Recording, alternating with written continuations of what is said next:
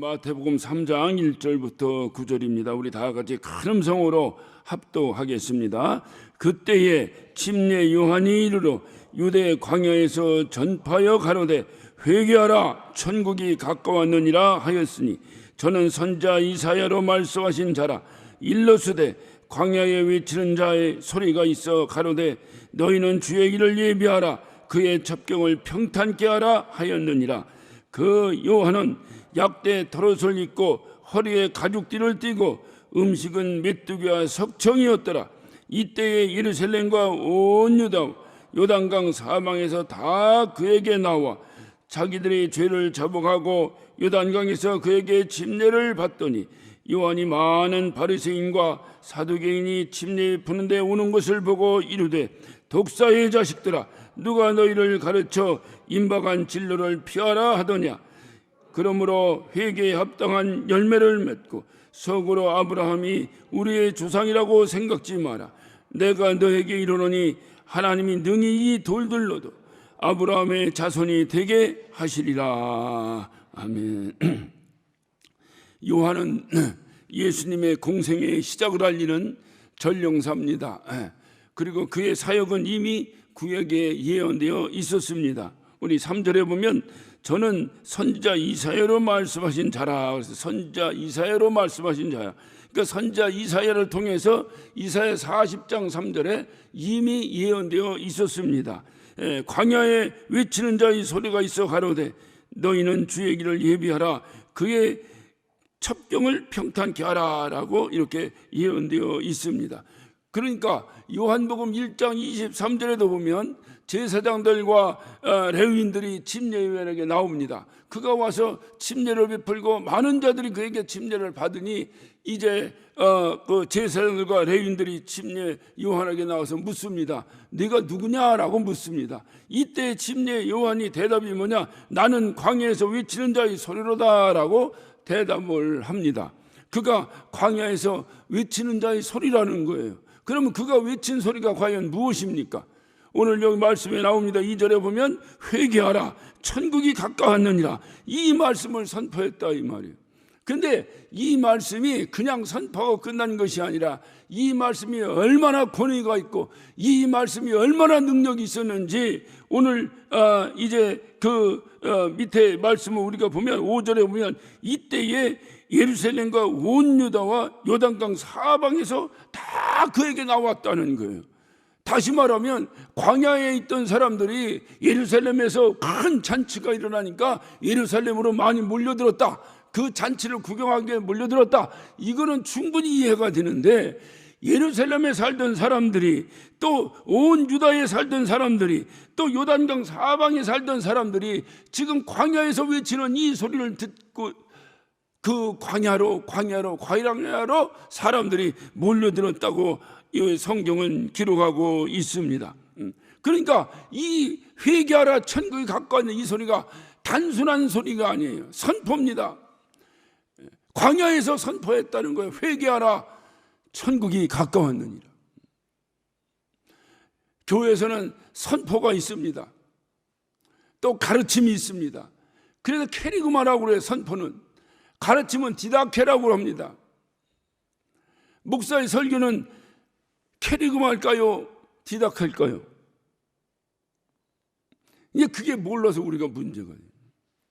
목사의 선포는 캐리그마입니다. 오늘 이 침례 요한의 선포가 캐리그마입니다. 캐리그마는 내가 들으면 듣고 싫으면 말고 하는 나의 선택권이 전혀 없는 것입니다. 그 말씀이 선포되는 순간에 들은 사람들은 다 몰려드는 거예요. 광야로 몰려드는 거예요. 이것이 바로 선포입니다. 그래서 이들이 광야로 몰려드는데 몰려든 이유가 뭡니까? 이들이 그렇게 몰려든 이유는 바로 뭐냐? 오늘 6절에 보니까 자기들의 죄를 자복하고 요단강에서 그에게 침례를 받았다라고 말합니다. 죄를 자복했다는 거예요. 다시 말하면 죄를 토로하고 그가 회개받기 위해서 회개하기 위해서 요단강으로 몰려들었다는 거예요. 왜 그가 회개하려고 몰려들었어요? 바로 침례 요한의 이 선포를 듣고 그들이 다 몰려드는 거예요. 회개하라 천국이 가까웠느니라. 이 말을 쉽게 이해하면 천국 가려면 회개하지 않으면 안 된다 그 말이에요. 그러니까 이들이 다 천국 가고 싶은 사람들이에요. 그런데 이 침례 요한의 이 선포를 듣고 자기들도 천국 가야 되는데 회개하기 위해서 그 선포가 외쳐진 광야로 이들이 몰려드는 것입니다. 그래서 이들이 와서 침례 요한에게 침례를 받습니다. 그런데 이 장면은 아주 의미가 깊은 장면이에요. 그냥 우리가 오늘날 침례받는 그런 것하고는 상당히 의미가 다릅니다. 이 침례 요한 이전에도 이런 침례 의식은 계속해서 유대인들 사이에서 진행되고 있었습니다. 그런데 그 당시의 침례의 의미는 바로 뭐냐면 비유대인들이, 다시 말하면 비유대교 사람들이 유대교로 개종하기 위해서 받는 침례를 말했습니다. 그러니까 유대교로 개종하기 위해서 내가 이제 유대교를 다니겠습니다 하면 그에게 개종의 의미로 침례를 베풀었습니다. 그런데 오늘 이들이 요단강으로 침례받으러 나왔어요. 이들이 바로 누구냐? 이들은 유대인들입니다. 이미 태어날 때부터 아브라함의 자손이요, 그리고 이미 유대교에 입교됐던 사람들입니다. 이 사람들이 지금 침례를 받기 위해서 몰려드는 거예요. 이들이 이방인이 아닙니다. 이방인이 어떤 은혜를 받고 유대교에 어떤 개종하기 위해서 침례받는 그런 광경이 아닙니다. 이들은 이미 유대교에 입교된 자들이요, 이미 그 입교됐기 때문에 이들은 침례가 필요 없는 자들이었었어요. 그런데 이들이 침례 요한에 회개하라 천국이 갖고 왔느니라 이 선포를 듣고 이들이 순종하여 회개하기 위해서 지금 나온 거예요. 그래서 이들이 지금 나와서 이제 자기들의 죄를 자복하고 회개하라 천국이 갖고 왔느니라 이 선포에 순종하는 거예요. 그리고 그들이 나와서 회개하고 자기의 죄를 자복하고 그 흐르는 요단강에 와서 침례를 받음으로 그들의 회개의 역사가 일어나는, 오늘로 말하면 회개 운동이 벌어진 것입니다. 각 처에서 회개 운동이 벌어지듯이 우리나라에서도 평양의 대회개 부흥의 운동이 벌어지듯이 이들에게도 그 회개하라 천국이 가까웠느니라 이 말씀 선포 앞에서 회개 운동이 벌어진 거예요. 이 유대인들에게서. 그 이들이 회개의 침례를 지금 받고 있는 것입니다. 중요한 것은 오늘 그 밑에 말씀입니다. 7절입니다. 요한이 많은 바리새인들과 사두개인이 침례fun에 오는 것을 보고, 이 유대인들이 오는 것도 참으로 중요한데 바리새인들과 사두개인은 유대인들의 종교 지도자들입니다. 오늘날 우리가 흔히 구별해서 종교 지도자라고 말하지, 이 당시 유대인들은 유대교와 떨어질래야 떨어질 수 없는 자이기에 이 당시 종교 지도자들은 유대인들의 지도자입니다. 일반 유대인들이 온 것도 감사한 일인데 특별히 유대인의 지도자들이 지금 침례 요한 앞에 나왔습니다. 박수 칠 만한 일입니다. 아주 감사해야 될 일입니다. 기뻐해야 될 일입니다. 하나님께 영광 돌려야 될 일입니다. 그런데 침례 요한의 입에서 저주가 퍼부어집니다. 이 독사의 이 자식들아, 왜 이들도 유대인들과 함께 그 회개하라 천국이 가까우니라는 말씀을 듣고 침례 요한 앞에 나왔는데 왜 일반 유대인들이 나왔을 때는 그들의 죄를 자복하고 그 흐르는 요단강에 들어가 침례를 받고 나오면서 회개의 역사가 벌어지고 있는 이 감격의 장면에 그 유대인 지도자들인 바리새인들과 사두개인들이 나타나, 여러분이 한번 입장을 좀 바꿔서 생각해 보세요. 얼마나 감격스럽겠어요? 얼마나 기쁘겠어요? 우리 교회도 가끔 외부 강사들이 다녔습니다. 다녔을 때 어떤 일반 목사님들이 오셔서 단에 서주신 것도 감사한 일이지만 특별히 총회장이 온다, 무슨 대학 총장이 온다, 좀 의미가 다르잖아요. 마찬가지로 이렇게 유대인들이 지금 회개에 자복하고 요단강에 침례 들어오는 것도 감격스러운 정말 감격의 현장인데, 여기에 바리새인과 사두개인이 침례를 받기 위해서 요단강의 침례 요원 앞으로 다가오는 그 광경이라고 하는 것이 얼마나 감격스러운 광경이었어요. 그런데 왜 이에게는 이 독사의 자식이라고 침례 요한이 저주를 퍼부었을까요?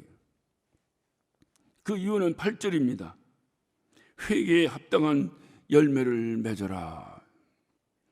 회개에 합당한 열매를 맺으라는 거예요. 그러면 회개에 합당한 열매가 과연 무엇이겠어요? 그것을 이해하기 위해서 오늘 마지막 절인 9절을 여러분이 잘 이해를 하셔야 됩니다.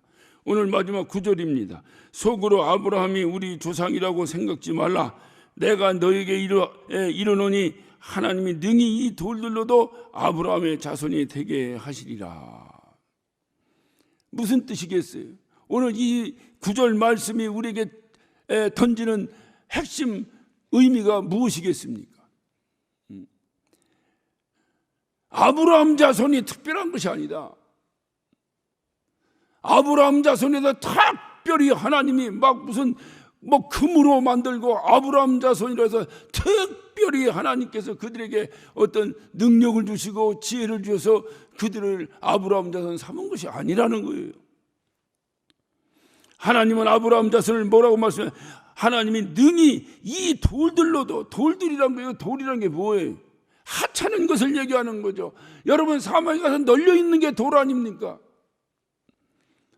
이 돌들로도 아브라함이 자손이 되게 한다, 이 말, 되게 한다. 그러면 너희는 뭐냐, 이 말이에요. 유대인 너희는 뭐냐, 이 말이에요. 너희가 특별해서 아브라함 자손이 된 줄 아냐? 여기 널려 있는 돌과 같은 존재들이다, 그 말이에요. 아무것도 아닌 존재들이다, 이 말이에요. 그런데 하나님께서 너희를 아브라함 자손 만들어 놨다, 그 말이에요. 여기서 여러분은 무엇을 느낄 수 있습니까? 바로 여기서 우리가 느낄 수 있는 것이, 아하, 하나님의 은혜구나. 내가 아브라함의 자손이 된 것은 하나님의 은혜구나. 내가 하나님의 자녀가 된 것은 내가 잘나서 하나님의 자녀가 된 것이 아니고, 아하, 하나님의 은혜구나. 세상에 널브러진 돌들도 하나님의 자손을 만들 수 있다는 거예요. 하나님은 그러신 분이라는 거예요. 내가 특별해서 내가 너를 컨택하고 특별해서 하나님께서 우리를 부르신 것이 아니고, 우리가 하나님께 불림받은 것은 전적인 하나님의 은혜라는 거예요. 여기서부터 우리의 신앙이 시작돼야 돼요. 여러분, 회개가 무엇입니까? 회개가 누이치는 겁니까? 회개가 반성하는 겁니까? 우리는 흔히 회개하면 반성하는 것으로 생각합니다. 어떤 누이치는 것으로 생각하는 겁니다. 그렇지 않아요. 회개는 고치는 거예요. 다시 말하면 새로운 삶의 방향으로 바뀌어버리는 거예요.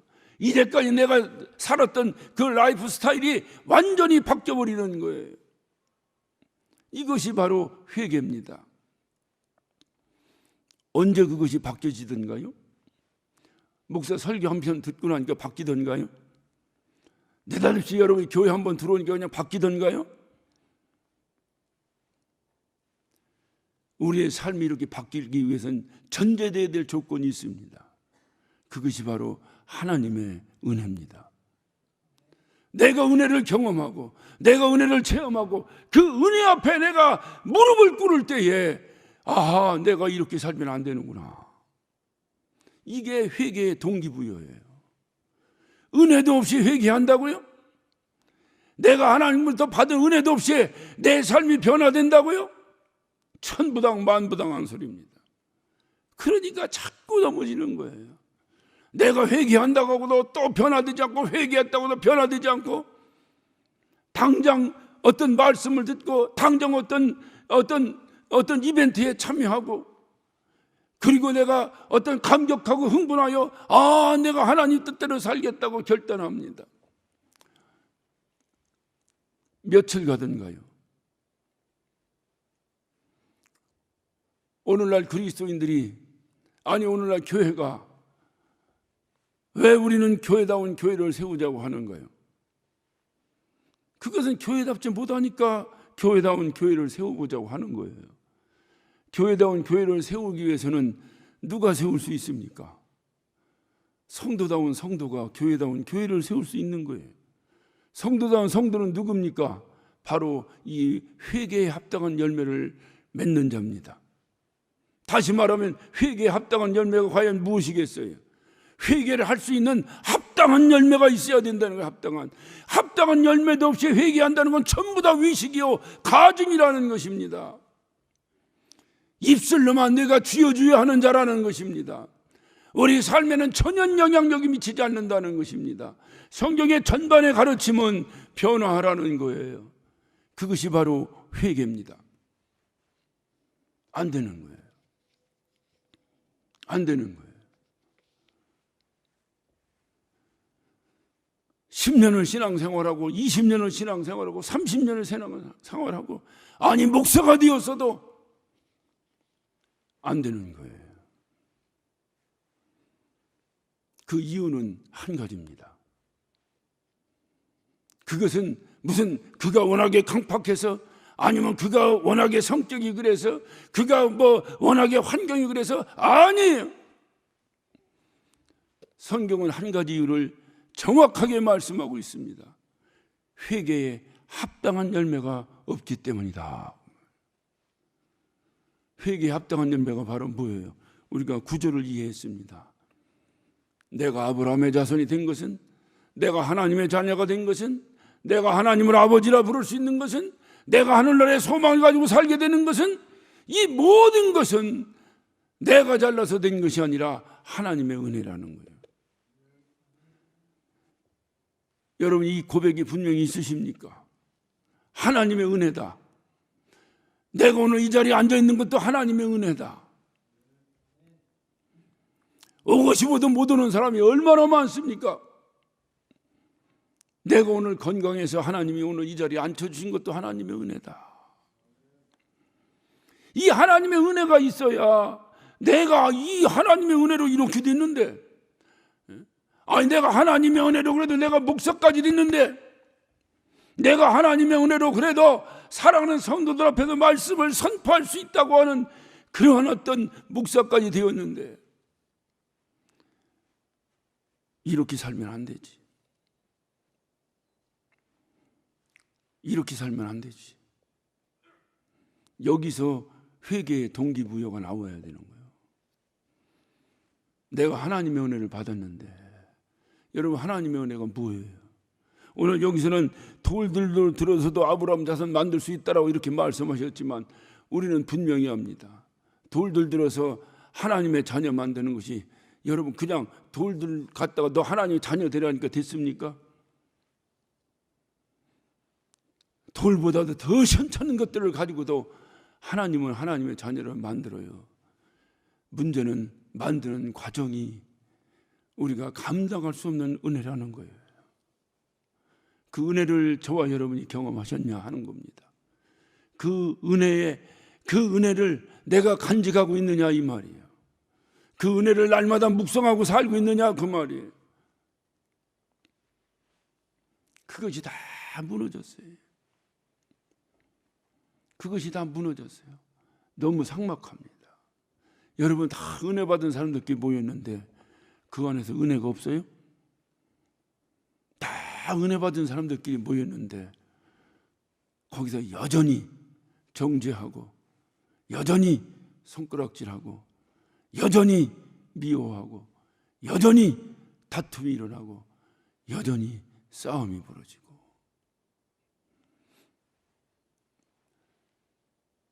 그리고 그 자리에서 또 회개한다고 회개의 기도를 합니다.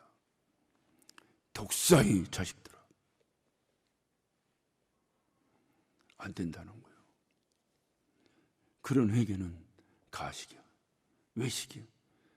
이 독사의 자식은 이후에 우리 주님께서 공생애를 진행하시면서 또 한 번 하셨어요.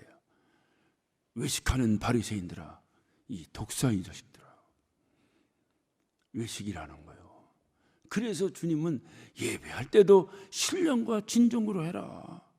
뭐 신령과 진정이 뭐 영어로 무슨 뭐로, 여러분 그렇게 꼭 해석해야 그 뜻을 아십니까?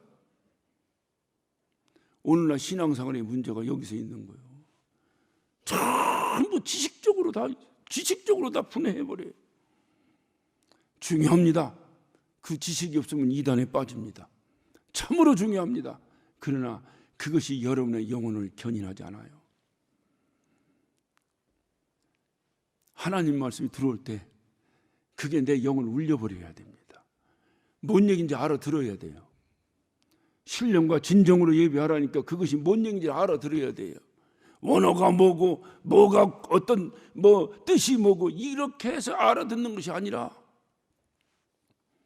그냥 내 심정에 와닿아 나를 뽀개버려야 돼요. 그게 무슨 소리인지가 여러분의 영이 알아들어야 돼요. 그것을 성경은 들을 귀가 있는 자는 들으라고 말하는 거예요. 이 길을 얘기하는 것이 아니에요. 회개에 합당한 열매가 과연 무엇인가? 내가 이렇게 살고 있는 것이 내가 잘나서 이런 것인가? 내가 건강해서 그런 것인가? 본래 나는 우리 집안이 장수하는 집안이라 내가 이렇게 건강한 것인가? 아니라는 거예요. 원래 내가 능력이 있고 남들보다 좀 월등한 그런 어떤 기능이 내게 있어서 내가 남들보다 조금 더 나은 삶을 살고 있는 것인가? 아니라는 거예요. 절대 아니라는 거예요. 모든 것이 하나님의 은혜라는 겁니다. 이것을 인정하시면 아멘 하시기 바랍니다. 여러분의 삶에서 여러분은 일찍이 이전에 이렇게 나와서 앉아 있어요. 여러분을 바라보는 저도 이렇게 은혜로운데 여러분은 얼마나 은혜롭겠어요? 무엇이 그렇게 은혜롭던가요? 여러분이 가지고 있는 은혜는 하나님의 은혜로 내가 오늘 이렇게 일찍 나와 예배도 하고, 여러분 예배하고 그냥 돌아가는 분들이 아니잖아요. 예배하고 오늘 종일토록 찾아오는 수많은 성도들에게 여러분이 길잡이가 또 돼줘야 되잖아요. 여러분이 취미 생활이십니까? 그냥 여러분 시간이 남아서 그렇게 하십니까? 내가 이렇게밖에 할 수 없는 하나님의 은혜가 여러분 안에 있느냐 그 말이에요. 나는 이렇게밖에 할 수 없습니다. 내가 주님 앞에 드릴 것이 없어서 나는 몸밖에 드릴 것이 없습니다. 그래 난 이른 아침부터 주님께 드립니다. 그 은혜를 알고 오늘 이 성가대에 앉아 있느냐 그 말이에요. 그 은혜가 우리 신앙생활의 기본 모토예요. 그 하나님의 은혜, 거기서 회개가 나오는 거예요. 목사가 그렇게 살면 되느냐? 아니에요. 목사도 더 더럽게 살 수 있어요. 장로가 그렇게 살면 되냐? 학원날 교회 손가락질 받을 때마다 그냥 대표 선수로 등장하는 게 성경에 세리와 창기 등장하듯이 교회 장로님들입니다. 야 장로도 술 마시더라. 야 어려서부터 듣던 얘기예요. 장로 술 아니라 술보다 더한 것도 마셔도 누가 뭐라 합니까? 자기 돈으로 마신다는데요. 자기가 사줬어? 문제는 뭐냐? 그래서 그 소리를 듣고 아이고 내가 장로인데 이거 이러면 안 되지 하니까 술을 끊고, 장로가 이러면 안 되지 그러니까 담배를 끊고, 아니라는 거예요. 아니라는 거예요. 그런 것은 회개가 아니라 양심에 걸려 뉘치는 거예요. 뉘치는 거. 그래도 사람이 이렇게 살면 안 되지. 그런 것을 다 회개로 한다면 세상 모든 사람이 그렇게 살아요. 도둑질하는 사람은 야 도둑질에 달란트를 가져서 난 도둑질한다고 자랑하고 도둑질하는 사람 봤습니까? 내가 이렇게 살면 안 되는데. 그런 반성이 천국으로 이끌질 않는다는 겁니다. 성경이 말하는 회개는 하나님의 은혜가 기초가 되는 거예요. 전제되어야 되는 거예요. 회개의 전제는 하나님의 은혜입니다. 하나님의 은혜가 전제되지 않은 회개는 전부 다 가증된 것이요 전부 다 외식입니다. 그래서 독사 이 자식들아. 오늘 이 사두개인들과 바리새인들은 이들이 침례 요한 앞에 나왔습니다. 다 회개의 침례를 받고, 왜? 그래야 천국 간다는데 그 선포된 말씀이 얼마나 카리스마가 있고 얼마나 어떤 그 영권이 있는지 굴복하지 않을 수가 없었어요. 그래서 심지어는 바리새인들과 사두개인까지도 그 침례를 받겠다고 요단강까지 찾아옵니다. 이 당시에 이들의 거만함이라는 것은 우리가 간접적으로 잘 알고 있지 않습니까? 이들의 교만함, 이루 말할 수 없는 사람들 아닙니까? 우리는 사도 바울을 통해서도 간접적으로 경험한 사람들입니다. 그런 그들이 그런 걸 다 내려놓고 지금 침례를 받겠다고 침례 요한 앞으로 나온다 그 말이에요. 대단한 일입니다. 그런데도 이 독사의 자식이라는 소리를 들어요. 이유는 한 가지입니다. 회개에 합당한 열매가 없다는 거예요. 회개에 합당한 열매가 뭡니까? 하나님의 은혜가 없다는 겁니다. 그렇다면 이들은 자기들이 바리새인이요 사두개인이 되었다고 하는 사실을 어떻게 생각합니까? 내가 바리새인이 되고 내가 사두개인이 된 것은 모든 것이 다 하나님의 은혜로 나가 됐다. 내가 잘나된 것이 아니라 나는 저 사막에 널브러져 있는 저 돌들만큼도 못한데 하나님께서 나를 택하시고 이렇게 나를 세워주셨구나. 감당할 수 없는 하나님의 은혜구나. 그렇다면 내가 이렇게 살면 안 되는데, 이런 하나님의 감당할 수 없는 은혜를 받은 자들이 이렇게 살면 안 되는데, 그럼 나는 어찌할꼬? 그럼 나는 어찌할꼬? 이것이 회개의 기본이라는 거예요. 여기서부터 회개가 돼야 되는데 이 하나님의 은혜가 하나도 없어요. 일시적인 어떤 본인이 어떤 뭐 좋은 글을 읽었다, 좋은 말을 들었다, 일시적인 감동에 의해서, 일시적인 어떤 그러한 어떤 환경에 의해서 많은 사람들이 다 그렇게 널브러지니까 그렇게 하는 것처럼, 아니, 그게 아니에요. 제가 오래전에 한국 교회에서도 아주 유행했던 빈야드 운동이라고 하는 것이 있었어요. 일종의 성령 운동이라고 합니다. 그것이 제가 살던 동네 가까운 곳에 그 빈야드 운동의 어떻든 원산지라고 할 수 있는 교회가 있었습니다. 많은 한국의 목사님들이 거기 그것을 참관하고 구경하고 또 경험하기 위해서 전세 비행기를 타고 들어오기 시작했습니다.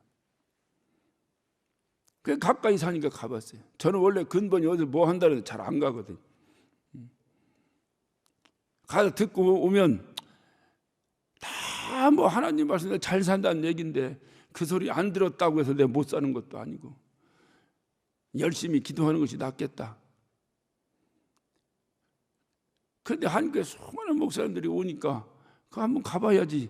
또 가까이 있는데 가봐야지. 그래 갔어요. 들어가자마자 사람들이 대굴대굴 뒹굴기 시작합니다. 여러분, 대굴대굴 뒹구는 것이 성령 충만이요, 그것이 하나님의 은혜입니까?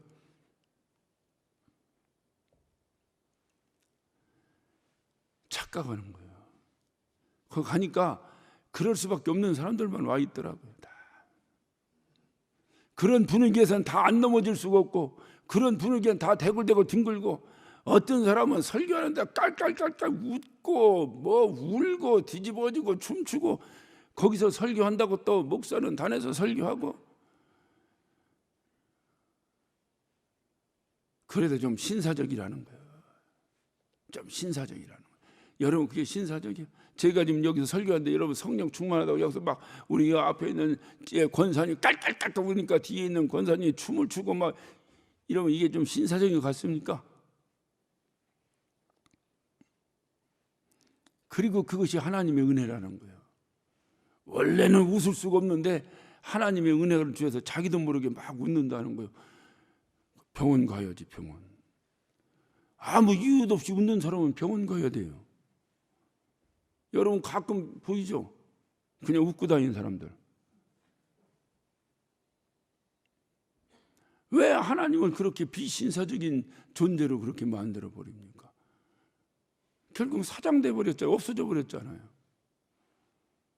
진리는 없어지지 않아요.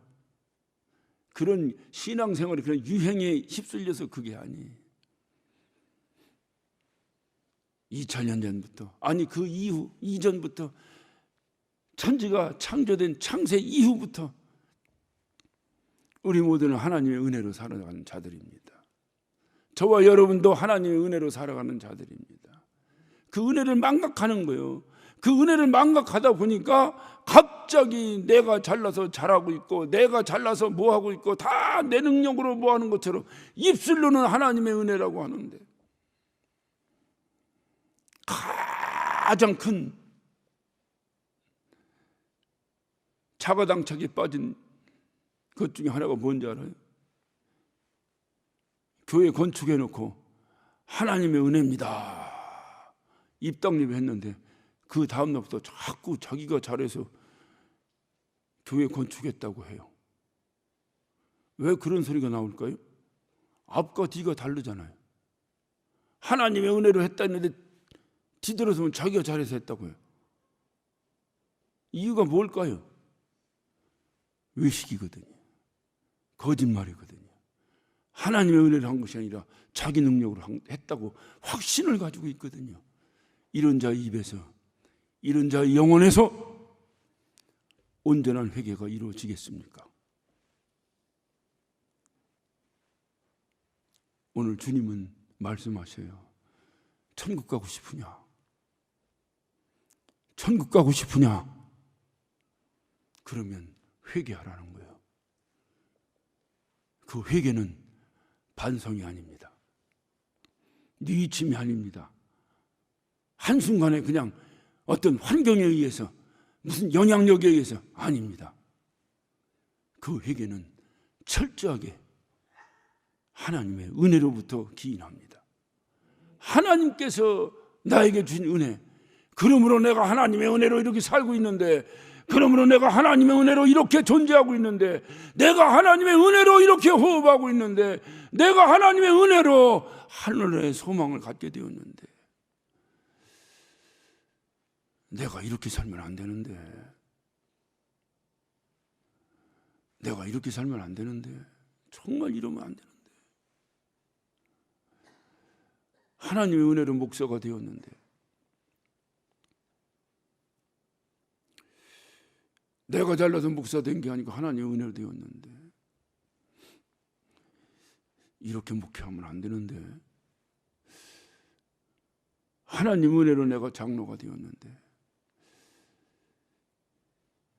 이러면 안 되는데, 끊임없이 여러분에게 이런 신앙의 가책이, 양심의 가책이, 신앙 양심의 가책이 끊임없이 여러분의 심령을 두드릴 때에 온전한 회개가 이루어지는 거예요.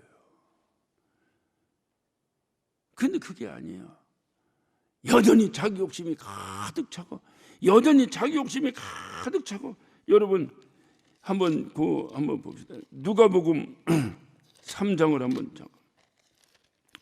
누가복음 3장도 오늘 이 본문 말씀과 같은 말씀을 기록하고 있는데, 누가복음 3장에도 보면 3장 8절에 보면, 그러므로 회개에 합당한 열매를 맺고 이랬습니다. 그러니까 회개에 합당한 열매를 맺으라 하니까 10절을 봅니다. 무리가 물어 가로되 그러면 우리가 무엇을 하리까? 라고 묻습니다.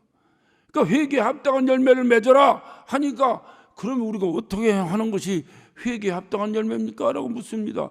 물으니까 여기 누가는 이렇게 말하고 있습니다. 11절입니다. 대답하여 가로되 옷 2벌 있는 자는 옷 없는 자에게 나눠줄 것이요 먹을 것 있는 자도 그렇게 할 것이니라 하고, 세리들도 침례를 받고자 하여 와서 가로되 선생이여 우리는 무엇을 하리까 하며, 가로되 정한 세회는 늑징치 말라 하고, 군중들도 물어 가로되 우리는 무엇을 하리까 하며, 가로되 사람에게 강포하지 말며 무소하지 말고 받는 요를 족한 줄로 알라 하니라. 이거 무슨 얘기입니까? 욕심 가지고 살지 말라는 거예요. 그냥 한 버릇이면 한 버릇으로 족해야지 막 그건 뭐냐? 그럼 두 버릇 가진 사람은 다 지옥 갑니까? 그런 의미가 아니죠. 내가 필요한 것만 가지면 됐지. 욕심이 뭐냐? 필요한 것 이상을 자꾸 갖는 거예요. 교회가 왜 문제가 됩니까? 우리가 예배하고 우리가 하나님을 찬양하고 우리가 하나님께 어떤 신앙생활하고 기도생활하고 우리가 신앙생활할 수 있는 시설과 그런 공간은 당연히 있어야 됩니다. 100명이 모여 신앙생활하는 교회 요만하다고 해서 10,000명이 모인 교회도 교회가 이만하면 되겠습니까? 10,000명이 모인 교회는 이만해야죠. 교회가 크다고 다 죄입니까? 아니, 문제는 어디 있느냐? 그런 예배와 전혀 상관없는 재산을 보유하고 있는 것, 회개해야 합니다. 이것이 욕심이라는 거예요. 결국 그것 때문에 싸움 나는 거예요. 다 문제예요, 어느 교회나. 그리고 그것에서 회개하라, 이 메시지가 선포될 수 있습니까? 그것에서 회개하라, 온전한 회개가 이루어질 수 있습니까? 여러분, 욕심이 잉태하면 뭘 낳는다고 그랬어요? 예? 욕심이 잉태한 즉 죄를 낳고 죄가 장성한 즉 사망을 낳는다는 거예요. 회개하는 왜 회개합니까? 천국 갈러 갑니다. 천국은 뭐하러 갑니까? 영생하는 겁니다. 영원한 생명 때문에 천국 가는 거예요. 그런데 죄를 가지고 욕심을 가지고 나왔어요. 욕심을 가지고 나온 자가 다시 말하면 죄를 잉태하고 나왔어요. 회개하려고 나온 사람이 죄를 잉태하고 있는 거예요. 그것을 버려야 되는데 죄를 잉태할 그 어떤 조건을 들고 회개하러 나오는 거예요. 거짓말이죠. 안 되는 거죠. 그래서 누가복음에서는 회개에 합당한 열매가 뭐냐니까 욕심을 버리라는 거예요. 우리가 살아가면서 정말로 회개에 합당한 열매, 회개해야 합니다. 진정한 회개를 말합니다. 뉘우침이 아닙니다. 그런데 그렇지 않고서는 결단코 누구도 천국 갈 수 없습니다. 직분이 천국 가는 것이 아닙니다. 교회 다닌다고 천국 가는 것이 아닙니다. 회개해야 천국 갑니다. 그런데 그 회개에 합당한 열매가 있어야 된다는 거예요. 누가 욕심을 내려놓을 수 있습니까? 하나님의 은혜로 살고 있다고 하는 온전한 하나님의 은혜의 신앙 고백이 있지 않고는 누구도 욕심에서 자유로울 수가 없습니다. 하나님의 은혜예요.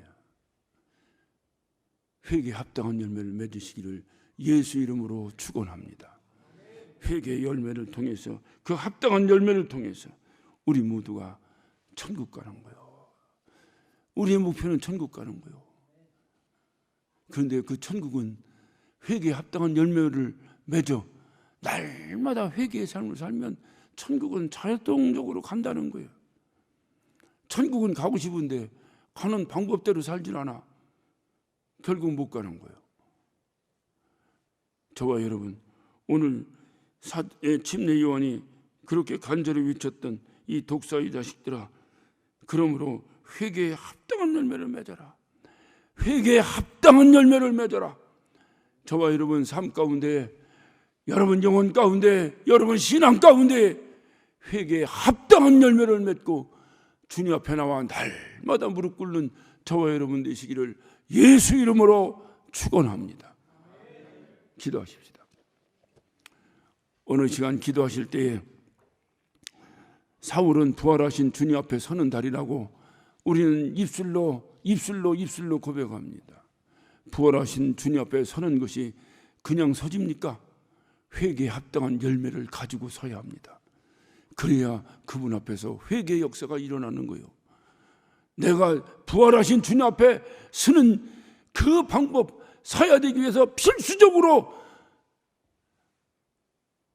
내가 가지고 있어야 될 조건이 바로 뭐냐? 나의 삶 속에서 회개에 합당한 열매가 있는가? 회개에 합당한 열매가 있는가? 주여, 내가 주님의 은혜를 잊고 살았습니다. 주님의 은혜를 잊지 아니하고 날마다 주님의 은혜를 고백하며 주님의 은혜 앞에서 감사하며 주님의 은혜 앞에서 눈물 흘리며 주님의 은혜 앞에서 감격하며 내가 주님의 은혜로 살고 있음을 날마다 고백하며 살아가는 우리 모든 영혼들 되게 하여 주옵소서. 우리 예수여 한번 하시고 한 목소리로 기도하십니다. 예수여.